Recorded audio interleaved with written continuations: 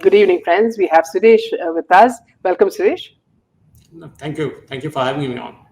Yeah. So, Suresh, there's a very interesting, bit of what has been tweeted by Victor von Solanki. Now, he says that every Indian needs to watch this former US Ambassador David Mulford, who calls out Sonia Gandhi, Manmohan's UPA's weak stand on terror, saying attacks on Jammu and Kashmir were so frequent they stopped making headlines. He also explained how Modi punched Pakistan in the nose. So, this is something very interesting, isn't it, Suresh? Yeah, I think few things we got to connect the dots. One was Operation Sindoor part of it, and the post one, which is after the Operation Sindoor. And just about 4 days ago, I spoke at a conference of army officers here in Hyderabad. Can't diverge much more beyond that. And not just army, armed forces, all the Navy, Air Force, and senior guys. And there is one question which I raised, which is basically on Operation Sindoor and the what do you call the narrative after that. And here it's something that is what upset me because the army did not, or the armed forces did not have a proper plan to respond to Pakistani allegations, because we know Pakistani DGISPR went to town with fake videos, and claims by even their prime minister and foreign minister saying, if you want proof, go to the US Indian social media handles and you'll get it there. I mean, that is how frivolous they were in that. So my point is very simple: is when you are making kind of an allegation at that point, and when somebody makes it, it has to be backed by proper proof, and that is something that Sonia Gandhi and Manmohan Singh were never good at. You saw the aftermath of Pulwama when they tried to attack the Indian government, saying Modi government, saying that they did it with the eye on the elections. When they did the surgical strike after Uri, Rahul Gandhi demanded proof. When Balakot was hit, they demanded, they said, oh no, a few trees were hit. So these people are like that. You don't be surprised, Meena, that you ask for proof from Sonia Gandhi or elsewhere. They will never ever do it. That is the problem with these people. So to ensure that that these people are held accountable is another thing. I don't expect that also to happen, because see what is at the end of the day for Sonia Gandhi in it. The Sonia Gandhi part of it is very true, that she doesn't face any kind of inquiry. She doesn't like anybody questioning her. And the entire dynasty is like that, basically. So if you look at Rahul Gandhi, his press conferences are staged. You can clearly make out that the people are going to answer the questions are already decided before. The ones questions that will be asked are also decided before, and the answers that will be given to out were also decided before. So, in case of what you mentioned, I'm not surprised with what is happening or going to happen, because Sonia Gandhi and the rest of the family thinks that they are above the law and they cannot be questioned for anything. So, various allegations, forget that just the Sonia Gandhi allegations on other things, the many allegations that were made against the family, starting with Bofors, and we know the entire list of scams that happened. The party has never been accountable. The family has never been accountable. But then they accuse Modi of vote chori when the actual thing happened on the other foot. And this is what it is, Meena, because I fail to understand why the BJP IT cell is so quiet on all these things. And it surprises me because, I mean, I'm sure that you have a second part to that question, so you can ask me and I'll be more than glad to Yeah, hand. yeah. In fact, see what David Mulford says is that Pakistan was quite upset that the Kashmir was not gathering headlines, and he said that see they started off with these attacks, the bomb attacks in Sarojini Nagar, and then they wanted to spread fear and fight among the different religions, and then the next thing was the railway station, and then the hotels. So they were trying to escalate it, and UPA was very much a part of it, watching it silently. Well, if you see me, I've spoken extensively about my interaction with RVS Money on this subject. And every time he's in Hyderabad or I go to Delhi, I sit with him and talk to him in detail. The man's book, two books or three books that he's written are a treasure trove of information, even though the third one is a fiction. The earlier two ones were real serious stuff. Now, when the Kashmir incidents happened, the terrorist attack happened, you remember the stone throwing that used to happen there, Meena, every Friday or every time the security forces surrounded a group of terrorists. The stone throwers would come out, the women would come out with the kids, and they would block the security forces. My question is, where are they now? Where did they disappear? Obviously, there is more than that meets the eye, because it was all staged. Of course, the demonetization had a big impact on that. We saw that anyway. Forget there, even Hyderabad, there used to be stone throwing after the Friday prayers in the Mecca Masjid regularly. Okay, every alternate week it used to be there. Now you hardly hear it. What changed? Because the entire thing is very clear that most of it was staged against a particular government at that point in time to ensure that the security forces did not reach the terrorists. And the government was hands in glove with them, allowing live telecast of the event, live broadcast of the event, and the terrorists knew what was happening from outside.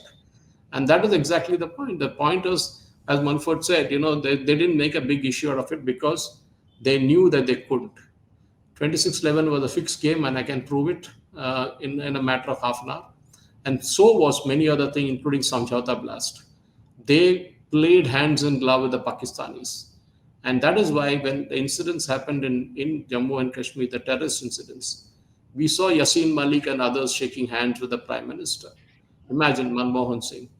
These are the same people who accuse Modi of various things in Jammu and Kashmir, that this state assembly not be given a full state status.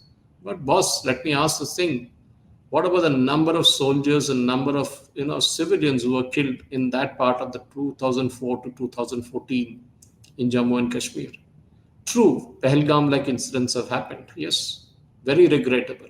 But the point is, Pahalgam happened because of a failure of the hotel people to inform the security forces that they were moving 15 kilometers away from the actual venue. Yeah. And that is where the entire problem happened. I'm not saying that is an excuse, but that is what it is. But one Pahalgam shook us up, and we gave a right answer to the Pakistanis. So much so that, I was hearing Shashi Tharoor today on Al Arabiya, and he was saying the same thing. He said there's been no attack since, at least the major attack, because the Pakistanis know that, next time they hit, Operation Sindoor is on a pause. So Sonia Gandhi or Rahul Gandhi or Priyanka Vadra or the entire dynasty Bhajan Mandali will not react. At least they did not react during that time, because they know for sure that they did not have a strategy to counter what was happening in Jammu Kashmir. The main thing that had to happen was remove Article 370, because that was a major impediment in the entire process. Indian couldn't buy land in Jammu and Kashmir. A Jammu and Kashmir girl marrying somebody from India, rest of India, would lose her property. I'm telling you, Meena, I've been involved in this, so I can talk about it in detail. I was a part of the team that was trying to dig out all the information in the run up to 370. I'm talking of 8 years ago. And we scoured every bit of the parliament to find out where that ordinance of 35A was. Actually, 35A was more dangerous than 370. And it was simply not there. Jawaharlal Nehru got an ordinance signed by Dr. Rajendra Prasad on the condition that it would be kind of regularized soon. But it never happened. And we saw what happened. The ordinance lapsed. An ordinance that is there is usually for 6 months. But all the Congress governments continued using that 35A, and even the Jammu Kashmir government using it, an illegal law. And that is what it is all about. So I'm not surprised with what the former US ambassador has said, because it's expected of the Congress, because they are hand in glove with the terrorist. Even now they are like that. We see the language used by Pawan Khera or Jairam Ramesh or Shukriya Shirante. It's all attuned to the terrorist part of it. Even Revant Reddy, the chief minister of Telangana, is speaking of Naxalites as human beings, that we should negotiate with them and all that. Where did his sudden love come for the Naxalites? Fail to understand. The same government went hunting after the Naxalites.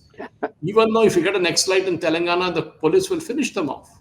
Yeah. That is the strategy they have. That is why there's not much of Naxal activity in this side of the town. That is toward Telangana. So the Congress need to take they need to get exposed. Anyway, they are exposed. One doesn't need to really spend a lot of time on it to expose them. But Jammu Kashmir under BJP, under Narendra Modi, is a far safer place than what it was before. True, incidents do happen, terrorist incidents do happen, but then they are countered with force, unlike before. Yeah. Moving on to what happened when Putin, Modi, and John, met. Now, apparently, a photograph tells the story better than any other communication. Now, this widely shared clip of Chinese President Jinping and Modi and Putin laughing together has already gone viral. And on the surface, it appears to be an easy exchange between three leaders. But analysts say it reflects a delicate mix of competing rivalries and shifting power dynamics. They say, for example, Gautam Bambale, India's former ambassador to China, says the dragon and the elephant are not dancing as yet.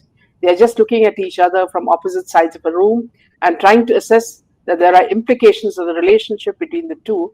Is going to take time to bring the relationship back on track. How do you see it, Suresh? There are two aspects to the entire thing. One is the aspect regarding the land dispute that India has with China, and this has been there from the time we became independent, be it Arunachal Pradesh or be it Ladakh. The Chinese always insist that the lines were drawn by the British, the McMahon line or whatever it is, was not valid. The same problem exists between Pakistan and Afghanistan. If you know that, the Afghanistan Taliban doesn't accept that line which the British drew before they left. The British messed up everywhere. But between China and us, there are a couple of things that are in common. One is that we have a huge population, both the countries. Second, our land mass is also pretty big, and our markets are huge. I mean, to sell a cell phone in India is a marketeer's dream. But then the question is, where does China stand now?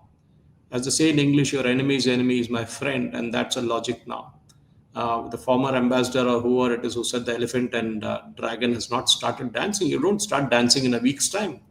When Modi hadn't gone to China for 7 years, Tianjin was a good measure that they all measured up each other. It's very clear that of the $85 billion that India is supposed to get hit, even if China and Russia buys half the stuff what the US is not buying, we are saved. Or Russia just produces the oil prices further down and we get more money. So the stuff is that companies in India which are into exports big time. Take Kitex for example, Meena. I wrote a piece on LinkedIn the other day and I got a huge response to it, that article. I was surprised because LinkedIn usually doesn't get the kind of response that you see on an Instagram or a Facebook or even on Twitter. But surprisingly, thousands of people liked it, and many wrote to me, some called me to say that the Kitex example of what Sabu Jacob is kind of up against is something that every Indian businessman should look up. Sabu's little the brand that sells in the US is for the kids hosiery, young kids hosiery. And what happened? Suddenly that market got hit. But what did he do? He decided that he would open 1,000 retail stores across India selling the same product.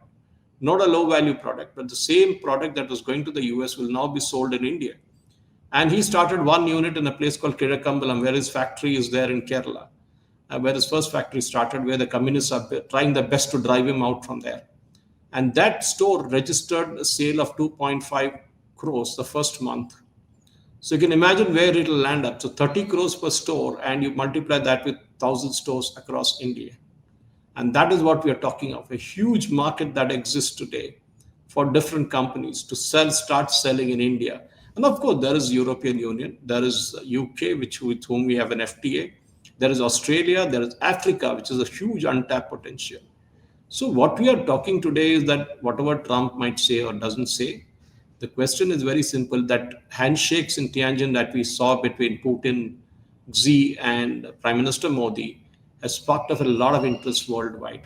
Because the US has finally realized that you cannot squeeze India. India will not agree to it. Whatever Trump might say that it's too late and all that kind of nonsense, we will not compromise on certain parts of the trade deal. One, agriculture, no compromise, absolutely.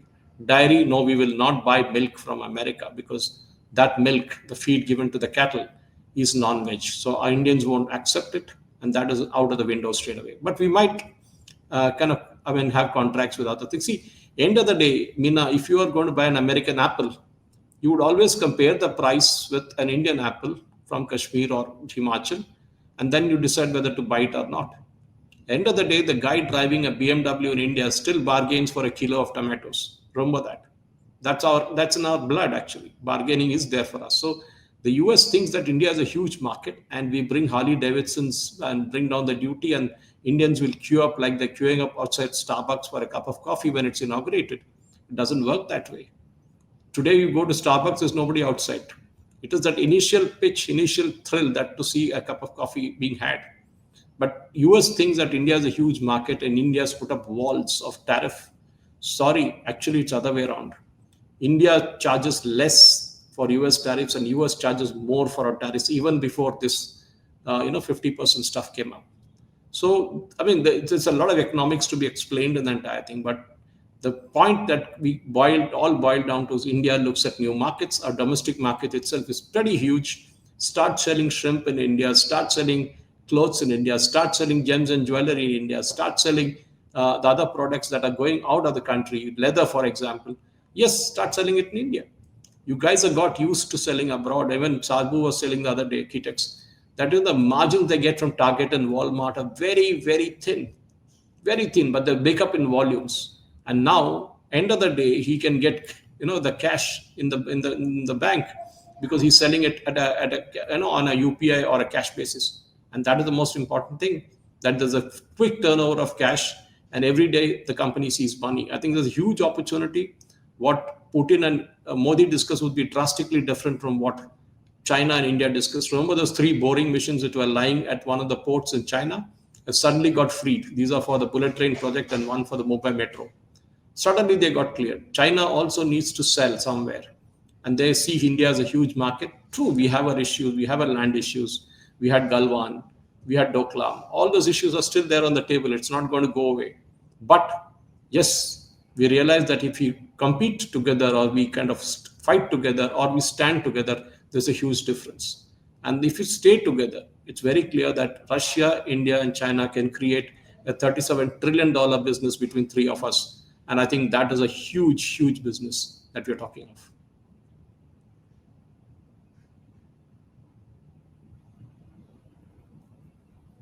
I can't hear you, Meena.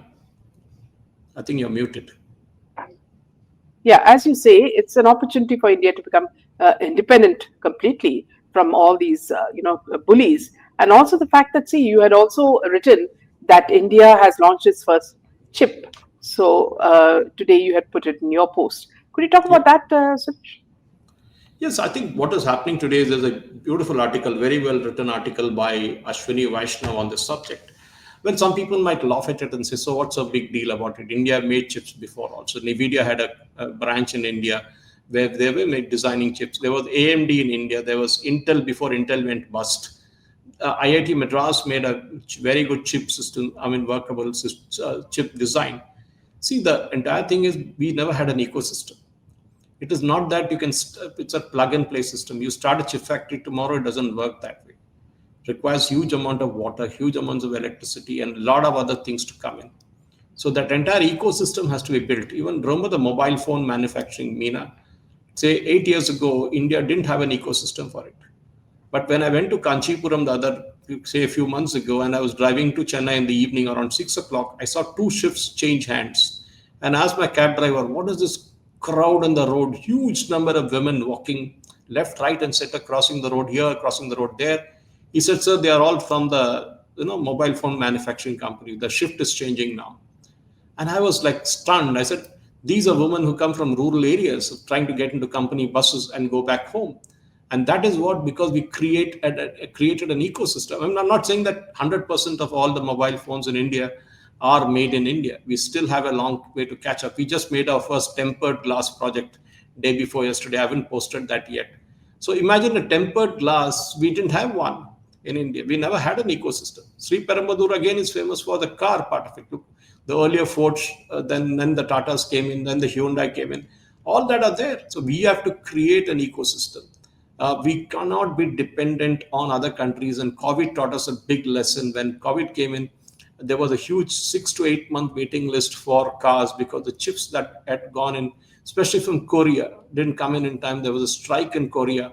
All those issues impacted us, and we learned a lesson.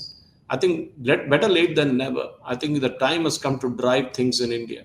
And why should we stand up to bullying by America or any other country? True, there are some things we don't have. For example, rare earths, we have limited amount of rare earths. We have something called monazite sands in Kerala, but that is used for a different purpose. We need to discover new places from where you can get. If we don't have it in India, we went to Ghana the other day. Modi ji went there, signed an agreement. We are signing agreements with Brazil everywhere to get rare earths for us. Maybe After even China had, Balochistan. yes, Balochistan, but the Balochistan, the issues that America is already there, which is why Ah, they love Pakistan so much. Ukraine is there, for example, where America has gone again. Russia can offer us rare earths because we have helped them in moments of crisis recently during the time they were banned from across the world from selling oil. We were there to help them out. So we need to bring home certain things. And chip design, I'm telling you, is the high end part of it. The unfortunate part is Indian colleges, Indian engineering colleges are still way, way, way behind in times of training their students into modern stuff to do. I speak regularly at colleges in Hyderabad, and I can tell you, I feel really sad for the students because they claim to be learning AI and ML, but all textbookish stuff. yeah. There needs to be an industry academia collaboration real time so that students can get a job when they pass out, get some good job, not just a coding job. Yeah. And I think AI, the designing, the chip design system of it, and at the end of the day, Vinod Dham needs to be remembered for who he was. And we know that Indians can make great chips, Yeah. but Absolutely. we need to move from the potato chips now to the real chips. Yeah. Moving on to Karnataka, Sureshji, factionalism in Karnataka Congress played out in public with the leaders belonging to. So, can you hear me? Yeah, I can hear you. Yeah, Absolutely. yeah, yeah. So with leaders belonging to Siddaramaya and DK Shivkumar's factions ripping into each other, days after Congress MLA H.C. Balakrishna claimed that the state's former minister Rajanna was ready to leave the party and make a beeline for the BJP, his son hit back. Rajanna, who was the state's cooperative minister, was removed from his post last month after his comments on Rahul Gandhi's votes theft allegations. Sources have said his exit was sought by Rahul Gandhi, who is spearheading the Congress allegations that the Election Commission is hand in glove with the BJP in introducing huge number of fake voters. Here, Sureshi, before you start, I just read that comment where Siddaramaya said that I'll ask him to resign. So he apparently Rahul Gandhi said no, resign. He has to quit. Should be That's it. dismissed. Yeah, dismissed. So Yeah, I that's the think kind of culture that they have, isn't it, Suresh? the arrogance. It's arrogance. I mean, I correct your nomenclature there on that point. It's arrogance that the Gandhis have. They think, as I told you in the first part of the story, they are above everything. They cannot be questioned. They cannot be asked. All these things are there with the Nehru Gandhi family. Uh, at the end of the day, the Karnataka issue is very, very strange, or what you can call very ironically very ridiculous, because Siddaramaya, we all know, doesn't have a great following within the party. Okay, now what I'm trying to say is that Siddaramaya's game is very simple: is that he needs to stay in power, and if he needs to even do a backflip in a circus, he will do it because he needs to keep the Rahul Gandhi in good humor. Seriously, I mean, there should be a backbone at the end of the day. But the problem is, none of the Congress leaders had a backbone. There are very few chief ministers in Congress who stood up to the dynasty in 10 Janpath. Rajshekar Reddy was one, K. Karunakaran was one. But after that, you hardly see any people who had guts who stood up against the Nehru Gandhi family. And Siddaramaya doesn't have that because he knows his own chair is dependent on the mood of Rahul Gandhi. Yeah, Tomorrow, just like Rajanna was sacked, he can get sacked tomorrow overnight. yeah, On the other hand, DK Shivkumar is the money bag. The Rahul Gandhis and Sonia Gandhis know that if they need money, if they need 200 crores for a campaign in Bihar tomorrow, it comes from Shivkumar, because there are only two states which are the ATM of the Congress right now, which is Karnataka and Telangana. From there, only the huge amounts of money that flow into the campaigns in various states. So obviously, the point is very simple: is how do you make DK Shivkumar the chief minister? You cannot do that unless there is a major shift in the party alliance. And definitely tomorrow, if DK Shivkumar walks away from the Congress, which is highly unlikely, But the point is very simple: is that any MLA or any MP walking out from the Congress knows that they will lose the seat under anti-defection law. There needs to be a kind of one third or two thirds of the people walking out to create a substantial number to beat the anti-defection law. But I don't think this thing I would talk about somebody walking out will happen. But my point is very simple: is the Congress in Karnataka is a divided house because something that was promised to the man DK Shivkumar as a gentleman's agreement was not kept. And that is not surprising with Congress because they have done it before also.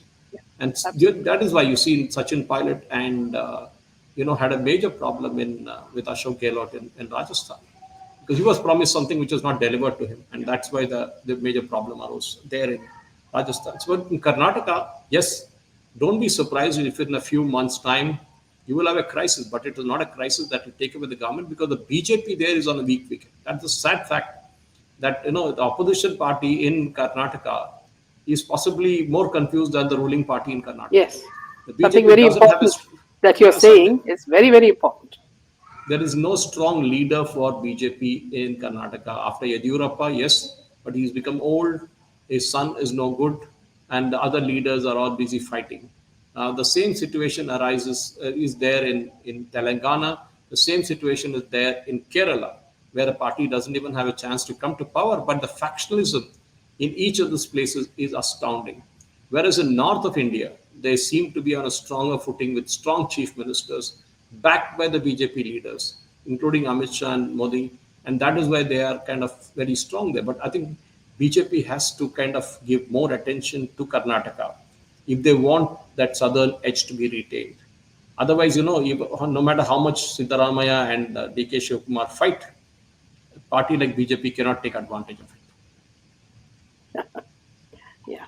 A day after a senior Congress leader, Rahul Gandhi, warned that his party is preparing to detonate a hydrogen bomb of revelations as part of vote chori, the ruling BJP has hit back by alleging that Congress leader Pawan Khera holds two active voter numbers and said the main opposition is a quintessential vote chore.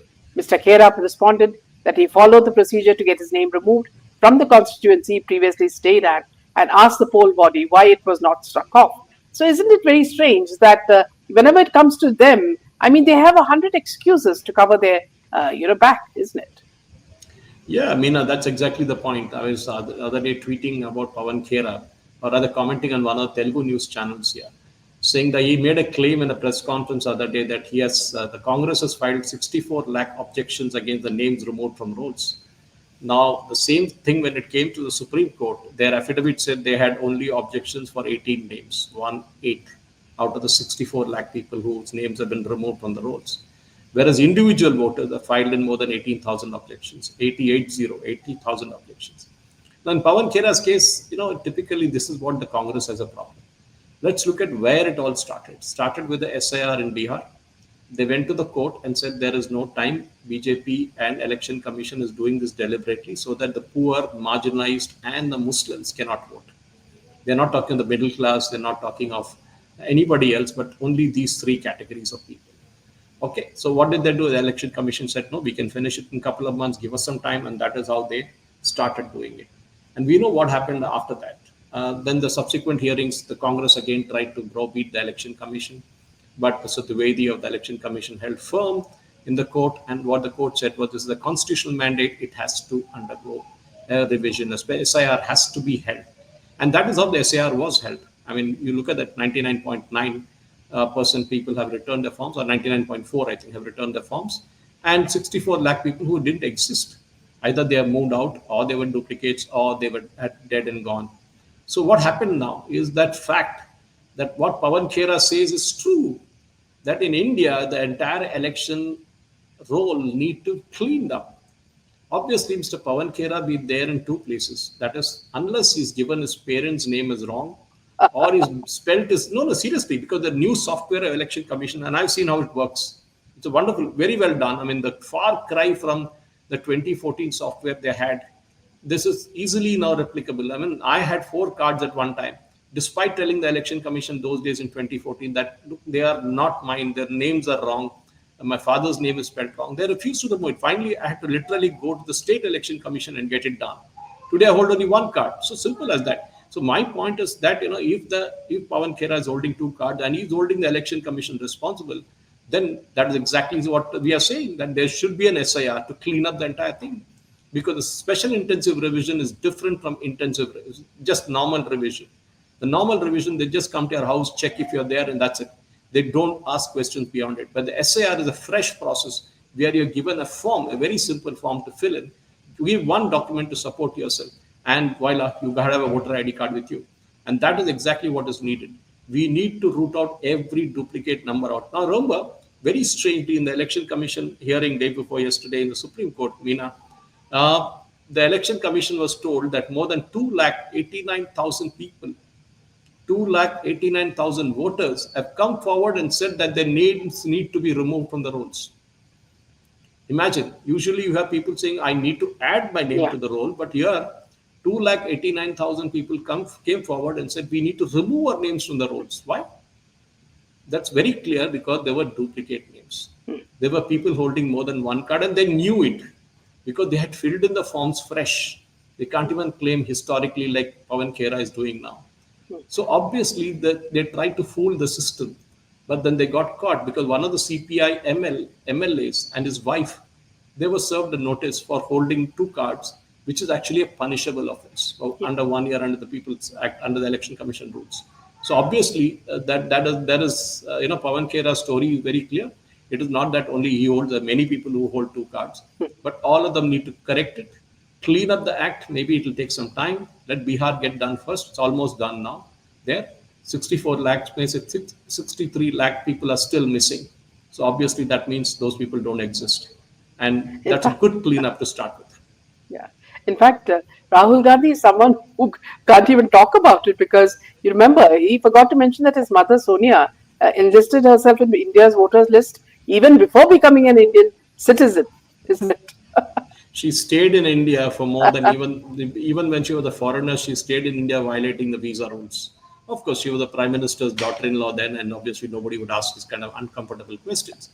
But Mr. Rahul Gandhi's situation, as I keep telling you, I keep teaching in colleges also, and I often get these questions asked by people, students off the record, saying, "Sir, why is he speaking like this?" I said that shows an insecure mind. If you ask a psychologist, they'll tell you that this person is highly insecure. He doesn't know what to do. He's not smart. He's a first class idiot, and that's what he is. And he cannot. And when he says hydrogen bomb, atom bomb, you're degrading yourself. You're the leader Yeah. of opposition, man. You're not a guy on the street Yeah. who kind of makes allegations, makes things, says crazy things. And this is what the most important thing is. Absolutely. So thank you so much, Suresh, for this session. Thank you very much. Good Thank you very night. much. Jai Hind and Jai Jai Shri Hind. Ram. Jai Shri Ram.